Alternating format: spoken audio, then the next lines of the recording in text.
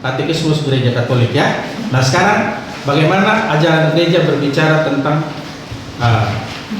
orang tua ya? Oke. Silakan Budina dibaca. Yang pertama adalah Katekismus Gereja Katolik nomor 2214.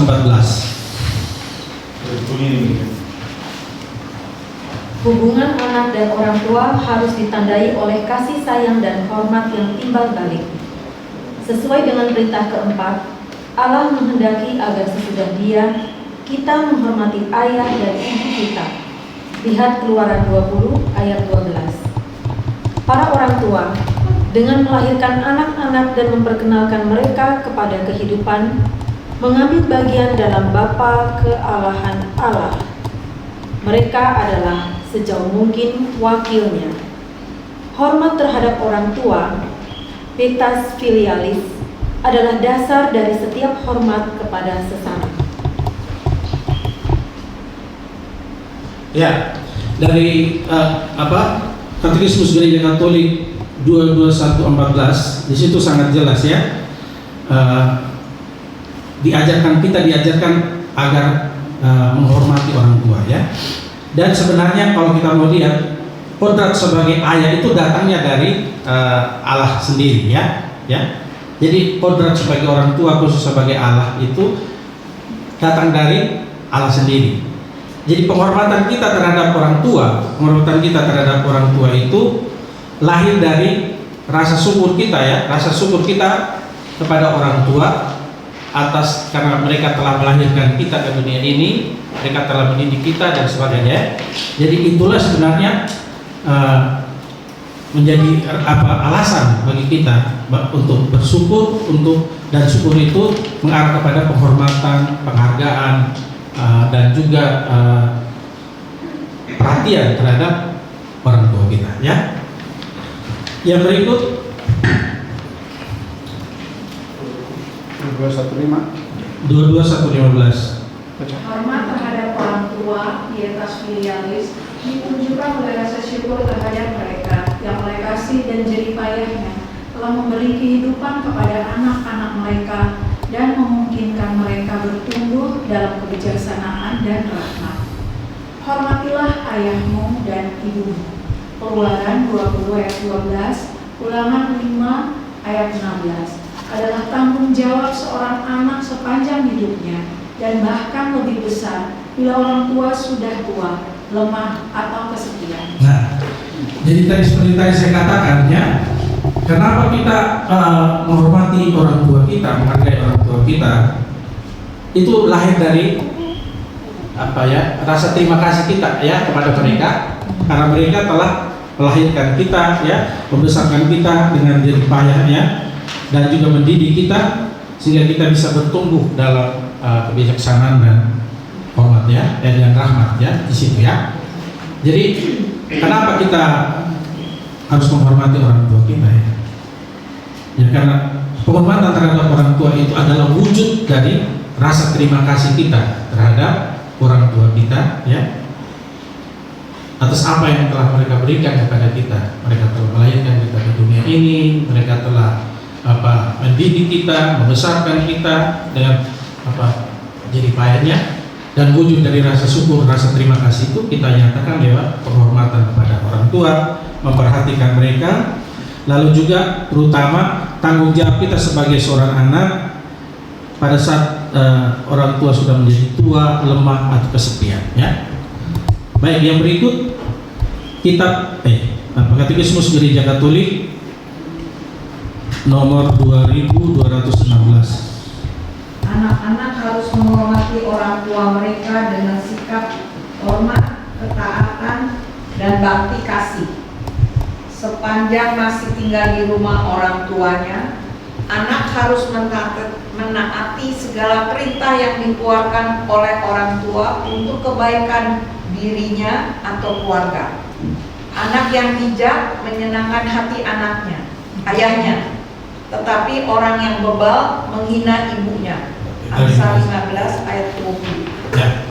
Jadi ini lebih khusus menyangkut anak-anak yang mengatur tentang anak-anak yang masih berada bersama-sama dengan orang tua ya. selama mereka masih ada bersama-sama dengan orang tua, ya mereka harus mentaati aturan, mengikuti apa yang diperintahkan oleh orang tua. Nanti kita bisa berdiskusi kan, ya. Ini masih bisa ada apa dilematis. Nanti kita bisa diskusi. Bagaimana misalnya contoh? Bagaimana misalnya kalau orang tua misalnya perintahnya macam-macam, mintanya gak jelas, ditanya nanti ada diskusinya, ya. Yang berikut Katekismus Gereja Katolik nomor 2217.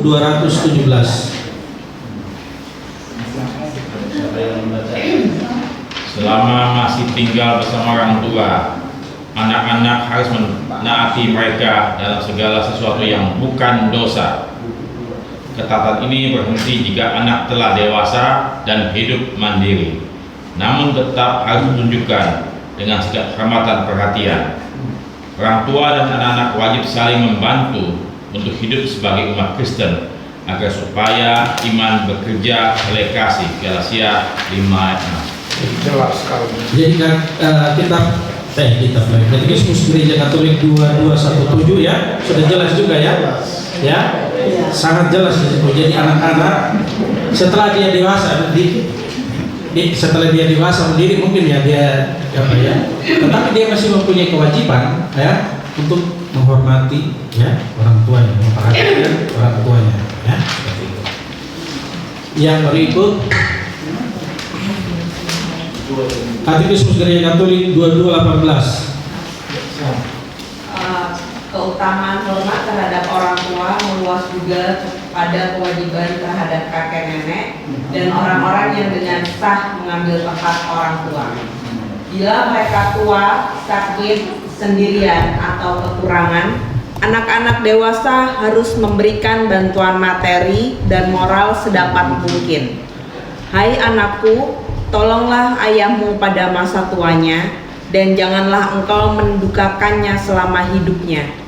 Amalmu kepada ayah tidak akan dilupakan. Sirah 3:12-4. Sangat jelas, ya, ini, ya.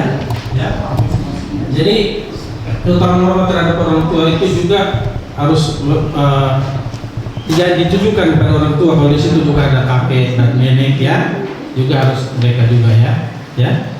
Terutama perhatian terhadap mereka yang tua, yang sakit, sendirian, kekurangan, ya. Baik, yang berikut Katekismus Gereja Katolik 2219. 19. Tika, silakan. 12. Hormatlah ayah dan ibumu juga berlaku untuk sebagai hubungan dalam masyarakat. Ini mencakup kewajiban untuk menghormati, berterima kasih dan menaati semua orang yang diberi kuasa oleh Allah untuk kebaikan kita.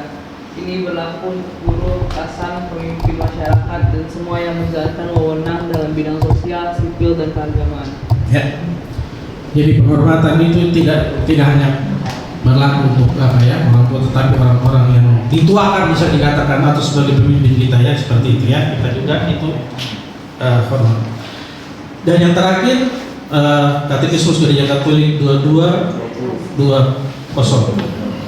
Bu Iren, silakan. Ketika menghayati sakramen pernikahan, para orang tua menerima tanggung jawab serta kebahagiaan untuk mendidik anak-anak mereka dalam iman dan hidup Kristiani. Misi ini dimulai sejak masih anak-anak dan tetap berlaku sepanjang masa. Orang tua adalah warta pertama iman pada anak-anak mereka. Mereka harus mendidik mereka agar mencintai Allah dan sesama. Mereka menunjukkan hal ini dengan kesaksian pribadi mereka dan lewat pengajaran, doa keluarga, pembacaan kitab suci, serta partisipasi aktif dalam kehidupan sakramental. Ini kalau tadi banyak bagaimana anak terhadap orang tua, sekarang orang tua terhadap anak, ya, ini kita kan. Baik, kesimpulannya, Bapak Ibu dan rekan-rekan muda, ya, kita sudah menyelidiki, ya, Katekismus Gereja Katolik dari nomor 2214 sampai 2220, juga di situ sangat jelas, ya, dalam ajaran gereja kita yang dituangkan di dalam Katekismus Gereja Katolik ya. Kita sebagai orang-orang Katolik ya juga mempunyai kewajiban ya, mempunyai kewajiban untuk menghormati orang tua kita ya, memperhatikan mereka ya, tidak menyia-nyiakan mereka. Kenapa? Karena itu sebagai ungkapan rasa syukur kita atas jerih payah orang tua yang telah melahirkan kita, membesarkan kita, mendidik kita ya, terus menyekolahkan kita sampai kemudian kita dewasa menjadi memiliki keluarga sendiri. Itu sebagai wujud syukur, wujud terima kasih kita terhadap orang tua kita ya. Berikut sekarang dengan kalau tadi kita sedikit dari Paus ya, dari kitab suci Perjanjian Lama dan Perjanjian Baru, lalu dari ajaran gereja dalam katekismus. Sekarang kita melihat bagaimana praktek dalam gereja dan juga ajaran-ajaran tokoh-tokoh gereja, terutama yang menjadi fokus kita adalah ajaran Paus sendiri. Nah, pada tanggal 13 Januari 2021, Paus Fransiskus ya, dia menetapkan atau mencanangkan ya Hari Orang Tua, Kakek dan Nenek atau Lansia Sedunia. Ada tiga alasan mengapa Paus Fransiskus ya menetapkan atau mencanangkan Hari Lansia Sedunia. Alasan yang pertama adalah jumlah lansia, jumlah orang tua lansia umur 65 ke atas ya 65 ke atas berbanding terbalik dengan jumlah anak yang berumur 5 tahun ke bawah ya.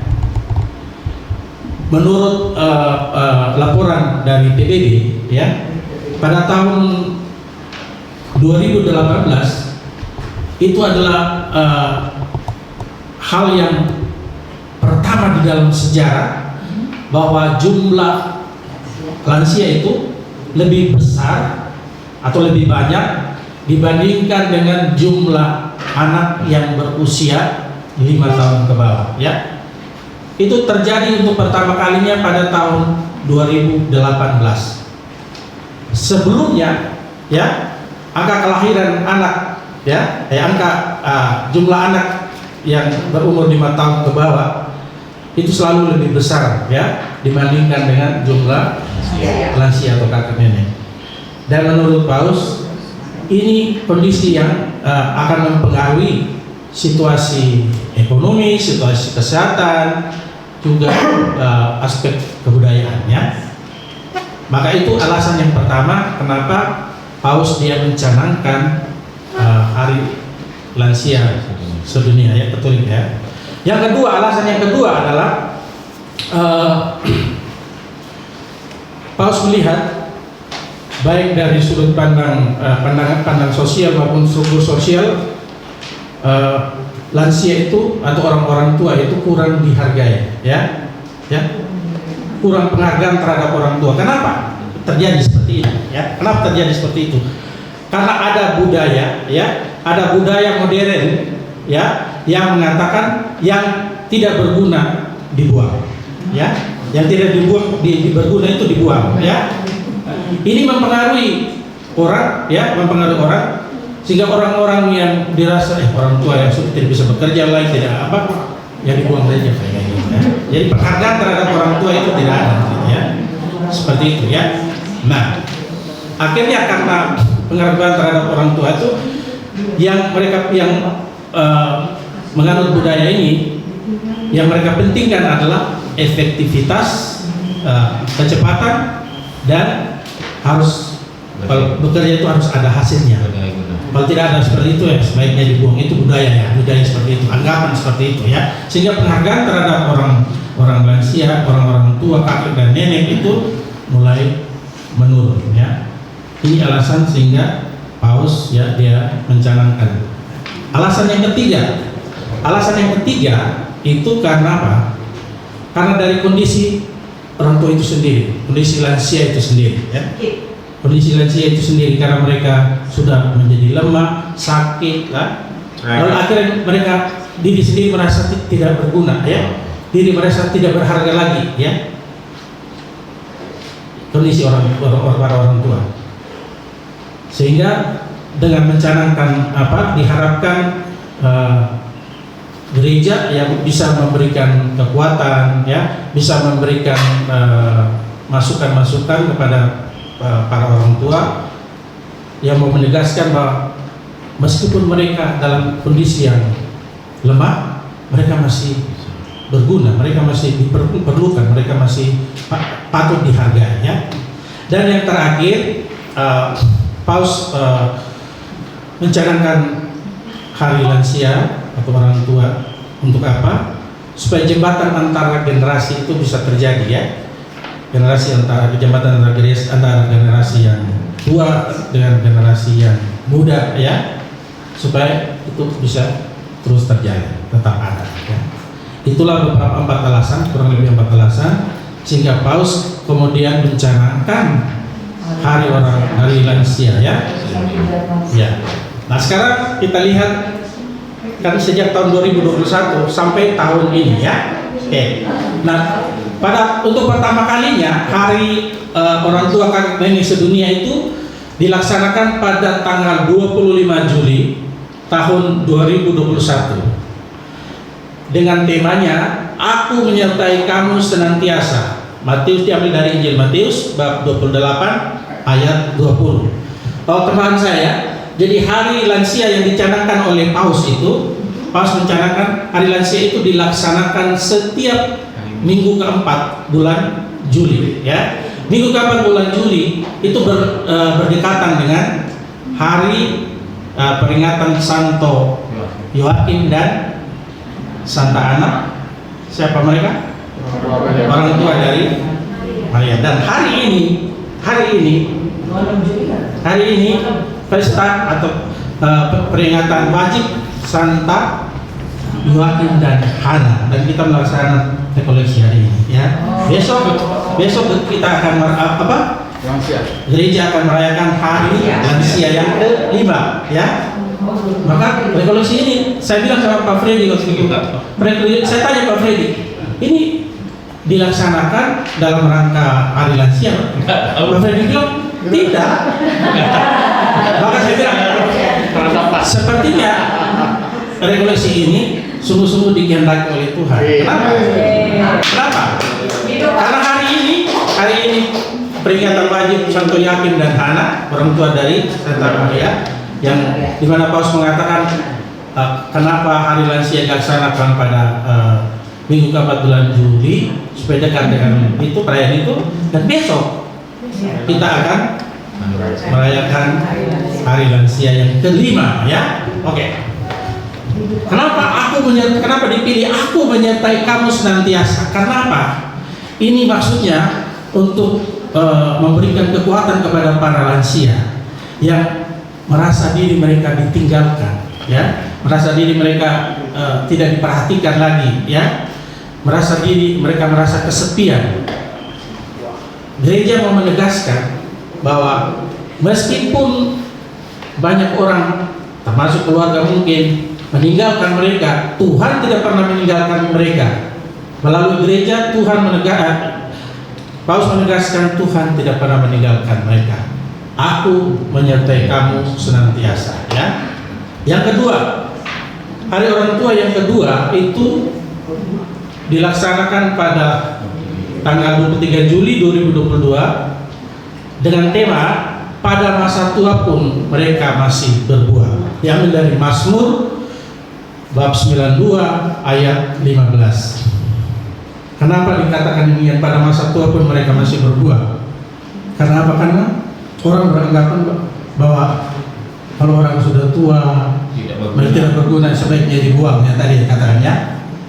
Ini gereja mau menegaskan pada masa tua pun mereka masih berguna. Sekurang-kurangnya orang-orang tua menjadi penasihat, menjadi pendoa bagi keluarganya dan juga bagi gereja secara universal. Maka Paus menegaskan atau gereja menegaskan melalui Paus bahwa jangan putus asa, meskipun di masa tuamu kamu tidak bisa melakukan sesuatu, menghasilkan sesuatu, tapi kamu masih bisa berbuah lewat apa? Teladan hidup, lewat doa-doa, ya, lewat mungkin nasihat-nasihat. Pada masa tua pun mereka masih berbuah. Ya. Saya bilang lansia tidak berbuah. Oke.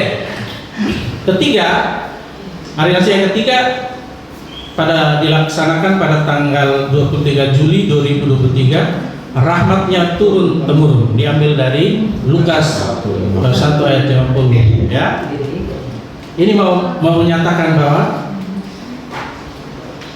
kepada para orang tua, para lansia, ya, bahwa rahmat Tuhan juga tetap turun atas mereka, ya. Rahmat, kebaikan Tuhan, kasih Tuhan tetap ada pada mereka, ya. Yang keempat, tanggal 28 Juli 2024. Nah, ini diambil tadi, ya. Janganlah membuang aku pada masa tuaku, ya. Diambil dari Mazmur Daud, ya. 71 bab 71 ayat 9. Ya. Ini apa? Ini mungkin lebih ditujukan kepada orang-orang muda dan orang-orang yang masih produktif, ya, agar meskipun orang tua, ya, yang kita anggap mereka sudah tidak tidak menghasilkan sesuatu, merepotkan dan sebagainya, kita diajak untuk janganlah membuang aku, janganlah seperti orang tua mengatakan kepada kita, ya, orang tua mengatakan kepada kita, ya, mengutip kata-kata Raja Daud, ya, orang tua mengatakan kepada kita, janganlah pada saat saya tua kamu membuang aku, katakan demikian, ya. Dan besok kita akan laksanakan hari lansia yang kelima, ya, tanggal 27 Juli 2025. Berbahagialah dengan tema berbahagialah mereka yang tidak kehilangan harapan. Kenapa dipakai kata harapan? Karena tahun ini adalah tahun jubileum, ya, tahun pesiaran harapan. Jadi kan kadang-kadang para lansia itu juga mereka karena sudah putus asa, kecewa, akhirnya kadang-kadang mereka kehilangan harapannya, ya. Ya. Maka dipakai tema berbahagialah mereka yang tidak kehilangan harapan.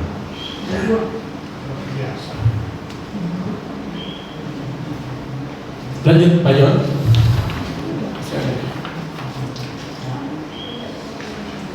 Kesimpulan, ya.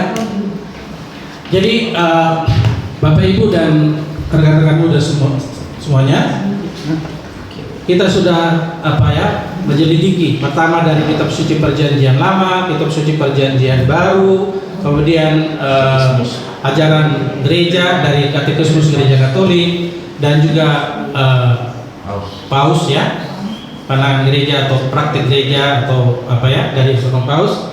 Dari situ kita bisa menarik kesimpulan, ya, bahwa gereja Katolik memiliki sikap hormat dan peduli terhadap orang tua, kakek, nenek atau, ya, sangat jelas, ya. Nah, sekarang kita melihat beberapa aspek, ya, aspek sikap gereja Katolik terhadap para lansia atau orang tua, ya. Yang pertama, penghargaan terhadap martabat. Jadi gereja Katolik menekankan bahwa semua orang tua itu harus dihormati harkat dan martabatnya. Mereka adalah individu-individu yang diciptakan secitra dengan Allah sendiri. Maka mereka itu harus dihormati. Mereka itu harus dihargai karena mereka juga adalah gambaran atau citra Allah sendiri. Yang pertama. Lalu yang kedua, pelayanan pastoral. Gereja berkomitmen, ya, akan memberikan pelayanan pastoral kepada orang-orang tua, terutama mereka yang sakit, mereka yang tinggal sendirian, mereka yang kesepian. Dan beberapa hal yang bisa dilakukan adalah, pertama adalah kunjungan kepada mereka, ya. Kemudian doa-doa bagi mereka, ya. Jadi pelayanan pastoral kepada mereka. Yang berikut, keterlibatan aktif dalam kehidupan gereja dan masyarakat. Gereja mengajak agar para orang tua itu meskipun mereka sudah tua, ya, mungkin tapi mereka diajak juga untuk tetap terlibat dalam kehidupan berkomunitas, tetap terlibat dalam kehidupan menggereja, ya, kehidupan menggereja. Sekurang-kurangnya mereka bisa berbagi pengalaman, ya, berbagi nasihat, ya, dalam kehidupan menggereja atau dalam kehidupan berkomunitas, misalnya dalam lingkungan, ya, atau wilayah dan sebagainya. Yang berikut, pembangun jembatan generasi. Gereja menganggap, ya, para orang tua itu, gereja berkomitmen agar bisa membangun jembatan antara generasi tua, orang-orang tua dengan generasi muda, ya, generasi muda. Dan yang berikut, perlindungan dan perhatian. Gereja juga berkomitmen, ya, agar orang-orang tua itu juga senantiasa mendapat perlindungan dan juga mendapat perhatian, mendapat pelayanan dari gereja. Hal ini sangat jelas sekali kita sudah lihat, ya, bagaimana kegiatan-kegiatan para lansia sekarang semakin semakin luar biasa, malah lebih hidup lagi kegiatannya daripada kita ini, ya. Maka yang bisa saya simpulkan terakhir, ya,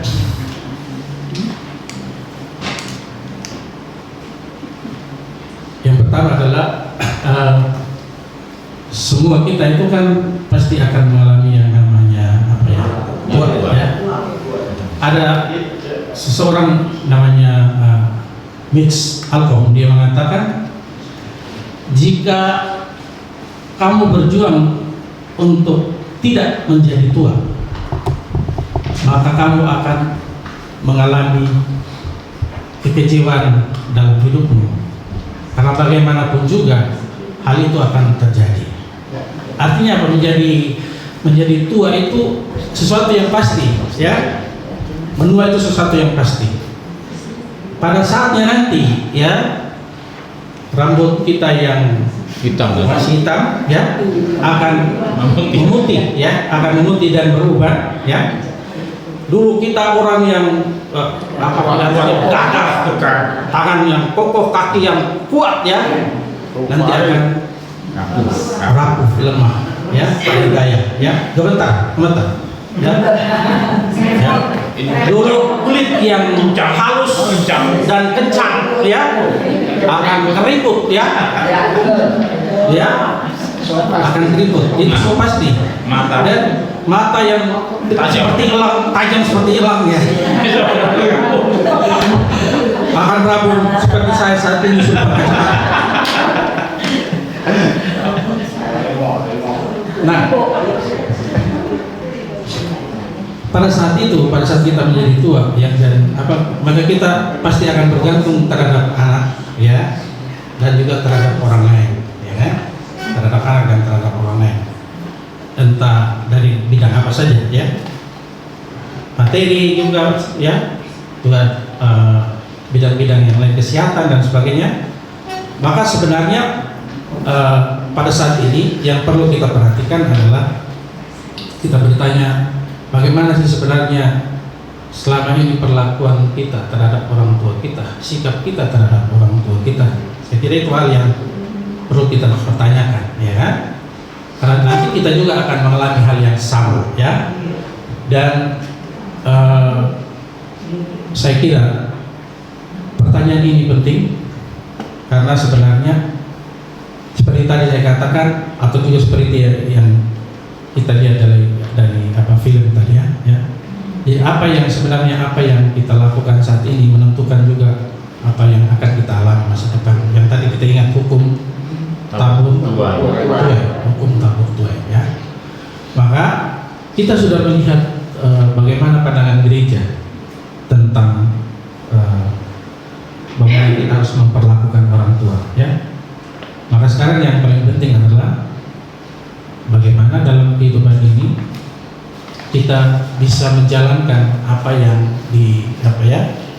diajarkan oleh kitab suci, apa yang diajarkan oleh magisterium kita, apa yang diajarkan oleh Bapak Gereja, para paus, praktek-praktek gereja yang kita lihat, kita laksanakan itu. Dan terakhir saya ingin bercerita. Selama saya melaksanakan tugas sebagai pastor di Agung, ya, karena ada banyak pengakuan, ya, saya sering sekali menemukan, ini bukan berarti membuka rahasia pengaku, tidak, ini cerita saja, ya, cerita. Saya sering menemukan hampir setiap kali perayaan besar, sebelum perayaan besar ada pengakuan para peniten yang datang. Salah satu yang mereka aku adalah bahwa mereka sangat sedih. Kenapa? Karena ketika orang tua mereka masih hidup, mereka tidak memperlakukan dengan baik orang tua mereka, ya, tidak memperlakukan dengan baik orang tua mereka. Dan setelah orang tua meninggal, itu penyesalan yang tidak pernah berhenti, ya, selalu muncul, terus, ya.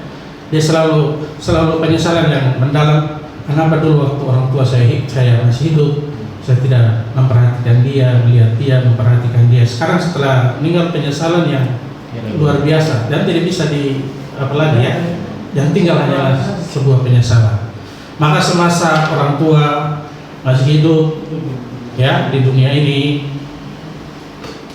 ya, marilah kita berbuat yang seharusnya kita lakukan kepada orang tua kita, sehingga nanti kalau mereka telah pergi, tidak ada penyesalan dalam hati kita. Sekian dan terima kasih. Amin.